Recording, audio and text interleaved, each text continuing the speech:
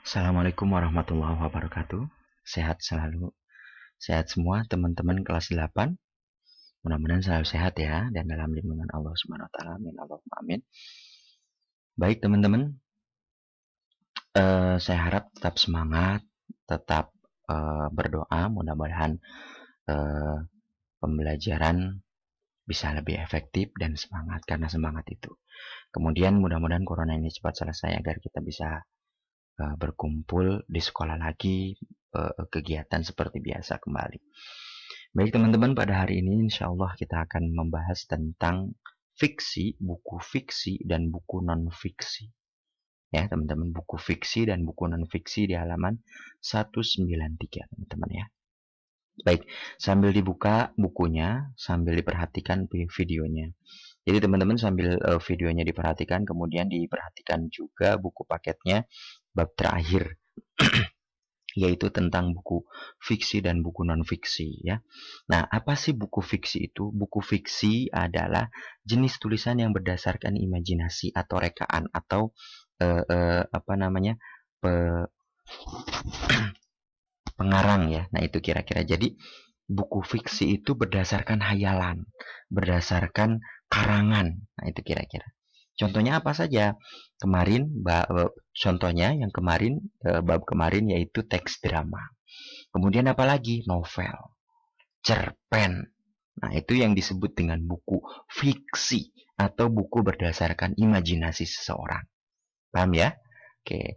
Terus berikutnya ada buku non-fiksi. Buku non-fiksi itu adalah buku non-fiksi. Ini teman-teman ya. Buku yang berasal atau karya yang berasal dari tulisan bukan berdasarkan hayalan atau imajinasi atau berdasarkan keilmuan. Contohnya buku paket teman-teman ya, ini nih buku paket teman-teman ini yang disebut dengan buku non-fiksi. Dan buku-buku yang lain tentang pelajaran itu yang disebut dengan buku non-fiksi. Bisa dibedakan ya teman-teman ya, mana buku fiksi, mana buku non-fiksi. Oke, baik kita lanjutkan teman-teman. Bismillahirrahmanirrahim ya. Kita awali. Nah, teman-teman boleh dibuka halaman 195. Halo, 195. Tolong dibuka dan diperhatikan bukunya, buku paketnya. Baik teman-teman. Nah, di sini informasi katanya ya di halaman 195 ada tuh paling atas teman-teman ya. Informasi bagian penting dari sebuah buku. Jadi buku itu harus ada informasinya, harus ada informasi penting. Apalagi di sini. Nah, buku dapat dikatakan, nah teman-teman, nah ya, buku dapat dikatakan baik jika terdapat informasi tersampaikan. Nah, kepada pembaca dengan baik. Jadi informasi ini adanya di buku.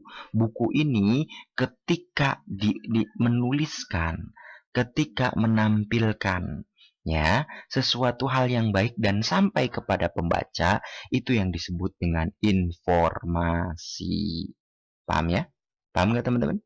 Oke, sekali lagi, informasi ada di buku. Buku itu isinya harus berisi sesuatu hal, ya kan? Dan dan tersampaikan kepada pembaca. Itu yang disebut dengan informasi.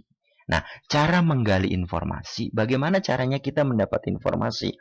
Masih di halaman yang sama 195. Cara menggali informasi itu di dalam buku, baik itu fiksi ataupun non-fiksi, pertama adalah baca judulnya. Baca judul dengan baik. Dalam judul biasanya kita dapat menebak tema yang ada di dalamnya. Jadi pertama dibaca judul teman-teman, ya, biar tahu secara sekilas.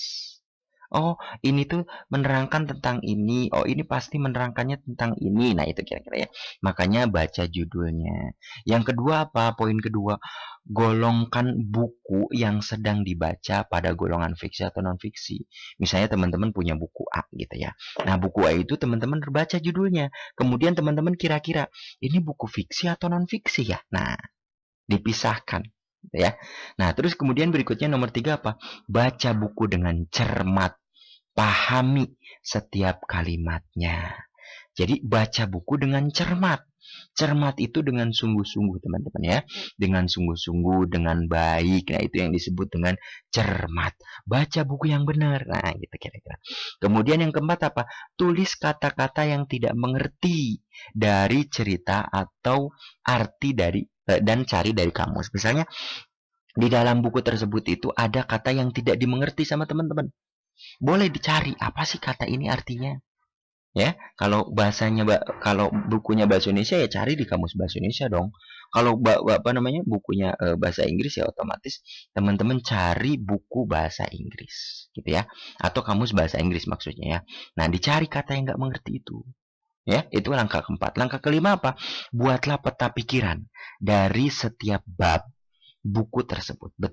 Maksudnya buatlah sebuah rangkuman yang teman-teman bisa gampang mengingatnya. Itu peta pikiran ya. Itu. Terus kemudian apa lagi? Buat sinopsis atau ringkasan. Buat ringkasannya dari buku itu yang telah dibaca pakai bahasa sendiri. Artinya teman-teman baca dulu katakan bab 1 ya, bab 2 dan sebagainya. Kemudian teman-teman tuangkan, teman-teman ceritakan pakai bahasa sendiri. Tapi ditulis. Nah, itu teman-teman, itu yang disebut dengan sinopsis atau ringkasan. Kemudian berikutnya, yang ketujuh adalah, yang terakhir gitu, yang ketujuh adalah jika belum memahami isi buku, maka ulang baca bukunya. Jadi kalau saya nggak ngerti nih buku ini isinya apa, ulangi lagi bukunya. Ulangi lagi bacanya, teman-teman. Paham ya? Oke. Itu yang disebut cara menggali atau cara menggali informasi dalam buku.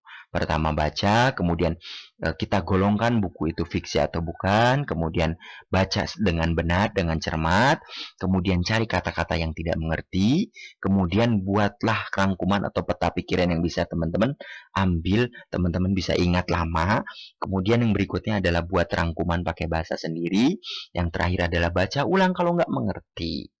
Paham ya? Oke, baik. Berikutnya, sekarang aspek kebahasaan teman-teman ada di halaman 198. Tolong dibuka halaman 198 teman-teman, agar paham. Nah, 98 ada di sini kata fakta. Kalimat fakta, mohon maaf ya. Kalimat fakta. Kalimat fakta itu apa? Kalimat yang ada di dalamnya mengandung sebuah kenyataan. Jadi fakta itu kenyataan. Benar terjadi ada di dalam kehidupan. Itu fakta namanya. Apa? Benar bisa dibuktikan ada apa dan apa adanya. Contoh, burung cendrawasih adalah burung Papua. Betul, betul itu berarti fakta. Paham ya? Oke. Gitu ya. Itu kalimat fakta. Kemudian ada kalimat opini. Kalimat opini itu kalimat apa? Kalimat yang di dalamnya mengandung penilaian dari seseorang serta serba kemungkinan, belum tentu terjadi dan sering terdapat kata sangat, kiranya, jika, andai, kelihatan, harus untuk mengobati sakit kepala. Nah, ini contohnya ya. Untuk mengobati sakit kepala secara alami, menurut saya minum obat itu ya, atau istirahat, minum obat dan tidur. Itu kan menurut saya. Nah, ini yang disebut dengan kalimat-kalimat opini. Paham ya? Jadi kalimat opini itu kalimat yang belum tentu kebenarannya atau tidak secara kenyataan. Paham ya teman-teman ya? Oke, ada di halaman 198. Sambil diperhatikan makanya ya, agar lebih bermanfaat. Oke, itu kebahasaannya yang pertama. Terus kemudian berikutnya kita teruskan lagi membuat peta konsep. Nah, bagaimana sih cara kita membuat peta konsep ada di halaman 203 atau 203. Mohon diperhatikan 203. Nah, di situ ada gambar-gambar ya, gambar gini nih. Nah, ini adalah peta konsep atau peta pikiran. Nah, ini nih teman-teman. Nah, ini yang disebut dengan peta pikiran. Ada di halaman 103. Mohon dibuka. Makanya dibuka teman-teman. Ya, dibuka sambil diperhatikan dan sambil disimak juga videonya. Nah, cara membuat peta konsep di sini buku fiksi atau buku fisika atau buku non fiksi itu ada di halaman 203. Tadi ya, saya sudah nah ini gambarnya ini nih yang bercabang-cabang ya di halaman 203. Oke, berikutnya pertama ambil kertas kosong. Ambil coba, langsung dipraktikkan teman-teman di dalam rumahnya ya. Ambil kertas kosong.